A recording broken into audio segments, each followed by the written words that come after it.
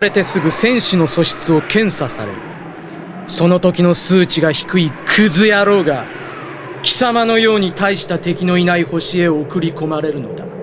要するに貴様は落ちこぼれだ。 Salut à tous, c'est Life et aujourd'hui on se retrouve pour une toute nouvelle vidéo. Je vais essayer de pas être trop long et de vous expliquer pourquoi, c'est ce que je voulais amener, une vidéo en face caméra, mettre un visage sur ma voix, mais surtout sur les émotions que je retranscris directement dès que je parle d'une œuvre que j'apprécie et que j'aime. Et c'est d'ailleurs pour cela qu'aujourd'hui, je voulais parler de Dragon Ball. Mais pas parler de Dragon Ball comme j'en ai l'habitude de le faire, mais plus parler de Dragon Ball à cœur ouvert. Pourquoi cette œuvre m'a autant marqué, mais qu'est-ce qu'elle a su impacter chez moi, contrairement à d'autres œuvres qui, elles, n'ont pas réussi à faire cela correctement ou, j'ai envie de dire, aussi intensément. D'ailleurs, vous m'excuserez juste si cette vidéo, je suis un peu maladroit, que je m'exprime pas correctement, que je regarde à gauche à droite, je suis pas encore habitué, ça viendra avec le temps, je ne sais même pas ce que ça va encore donner au montage, j'espère juste que ça va être qualitatif, mais voilà, pour la reprise des vidéos YouTube, et surtout la première vidéo d'un nouveau Prime, j'ai envie de dire, c'est Dragon Ball, et ça a toujours été Dragon Ball, c'est pas une vidéo où vous allez savoir toute ma vie, et loin de là, c'est pas le but, mais c'est surtout pour expliquer comment Akira Toriyama a su toucher mon jeune cœur, et même mon cœur d'adulte.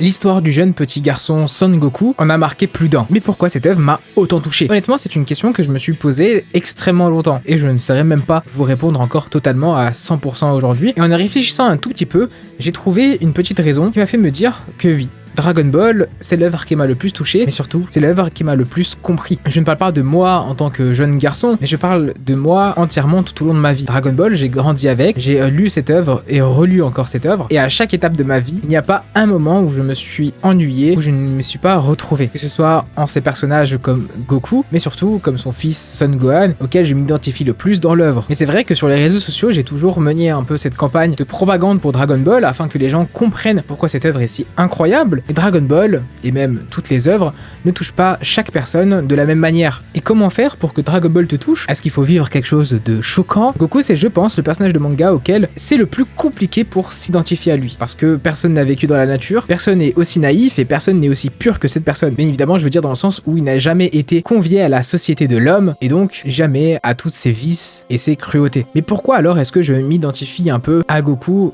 et à Dragon Ball? Parce que je disais au début de la vidéo tout simplement que cette œuvre m'a compris. Non pas la personne que je suis, mais la mentalité que je voulais avoir. C'est-à-dire être un garçon sociable, joyeux et qui aime tout simplement rigoler. Et surtout découvrir le monde, découvrir de nouvelles choses et découvrir ce qui fait de nous des êtres humains. J'ai eu un message récemment d'une personne qui m'a dit qu'est-ce que serait Dragon Ball sans ces transformations? Parce que oui, il y a aujourd'hui énormément de personnes qui n'ont jamais regardé les 17 premiers tomes de Dragon Ball. Et ces 17 premiers tomes, c'est tout simplement la vie de Son Goku. C'est exactement là où tu t'identifies à ce personnage. C'est là où tu t'identifies à cette société, à cette nature, aux gens, comment penser, comment rire et tout simplement comment être insouciant. Parce que oui, aujourd'hui c'est je pense une philosophie de vie que j'ai, je m'en fous du regard des autres. Et d'ailleurs c'est peut-être pour cela qu'aujourd'hui je suis devant vous face à une caméra, parce que tout simplement Goku n'en avait rien à faire du regard des autres. C'est un peu cliché de se dire ça comme ça, mais c'est vrai, Dragon Ball m'a aussi marqué et forgé mentalement comme cela. Bien évidemment je ne dis pas que c'est que Dragon Ball qui a fait mon éducation, et ce serait mentir, ce serait cracher dans la main de celui qui m'a nourri, papa je t'aime. Mais après ça, on a eu ce côté mature, cette maturité de parent. Goku est devenu père,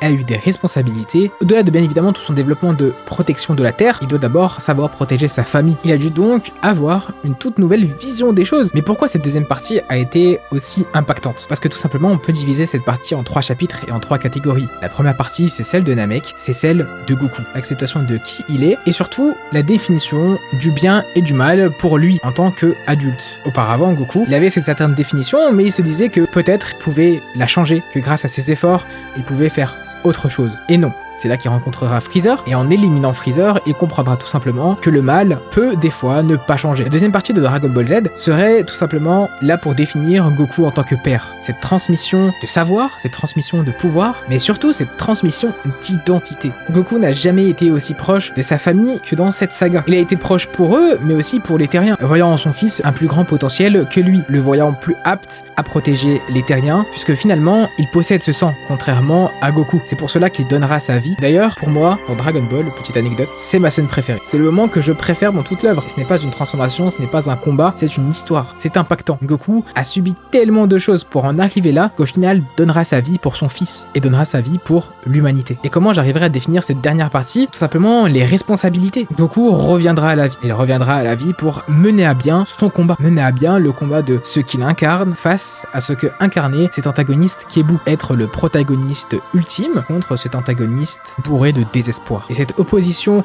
désespoir-espoir, j'en ai tellement parlé sur ma chaîne parce qu'elle m'a tellement aussi impacté. On a vu Boo tout simplement venir et éliminer tous les faux espoirs. Gotenks, Gohan, il les a assimilés, absorbés, comme si le mal absorbait le bien. Et la seule personne qui n'a pas pu absorber, c'était Goku. Alors oui, il y en a beaucoup qui vont me dire que Dragon Ball n'en possède pas l'histoire et que j'extrapole parce que Dragon Ball possède énormément de combats. Et c'est d'ailleurs ces combats qui sont si marquants parce que l'histoire se fait par ces combats, par ces oppositions, par l'adversité et surtout par les arts martiaux. Parce que Goku, c'est la seule chose qu'il connaît des êtres humains. Il ne savait rien d'eux, il savait même pas ce que t'es une fille ou une voiture, il savait seulement se battre. Et il en est devenu le maître. Et c'est d'ailleurs comme cela que lui s'exprimera. Quand il ira voir Sangohan, par exemple, lui apprendre le Super Saiyan, c'est en combat singulier. Bien évidemment, beaucoup verront Goku comme un mauvais père. Il a envoyé son fils se battre contre Cell, il l'a envoyé à la mort, mais non. Il savait très bien ce qu'il faisait. Gohan était plus fort que lui. Il ne pouvait pas donc mourir. Et même s'il le voyait en difficulté ou face à la mort, il a fait ce que vous avez tous vu. Il s'est sacrifié. Alors bien évidemment que depuis le début, je parle que de Goku. Parce que c'est pour moi le personnage qui est le plus parlant. L'œuvre passe par lui tout simplement. Si j'enlève Goku, il n'y a plus personne. Il n'y a plus rien. Parce que tout est passé par Goku. Toutes ces rencontres, toute cette histoire,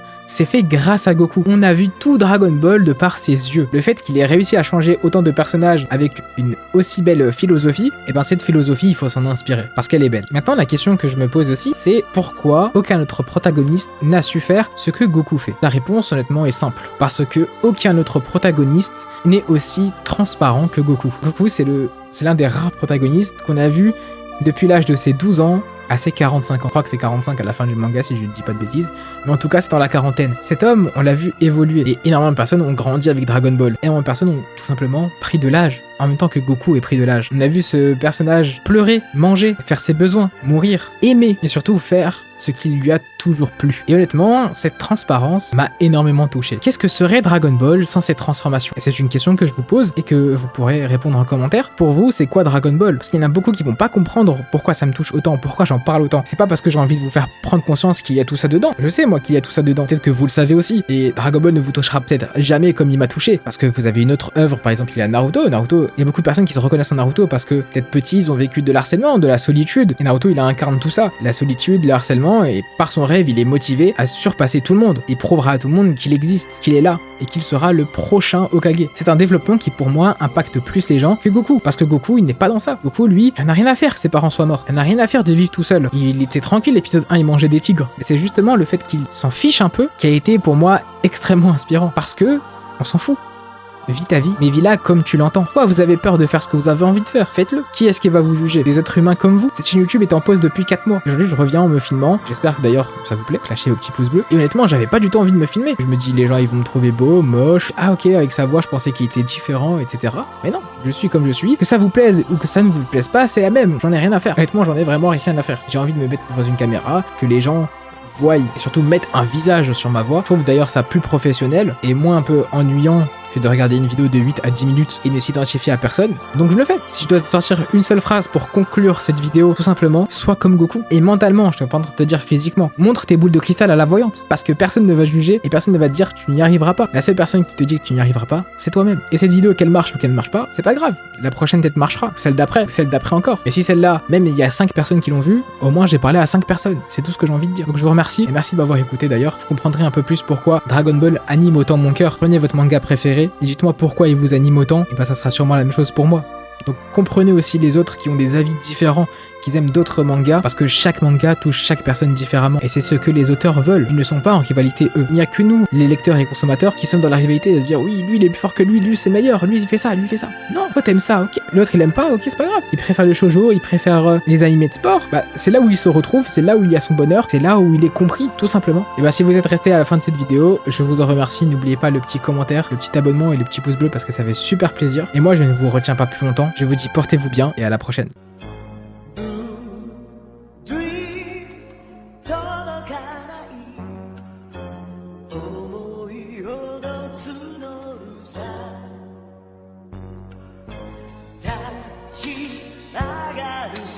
You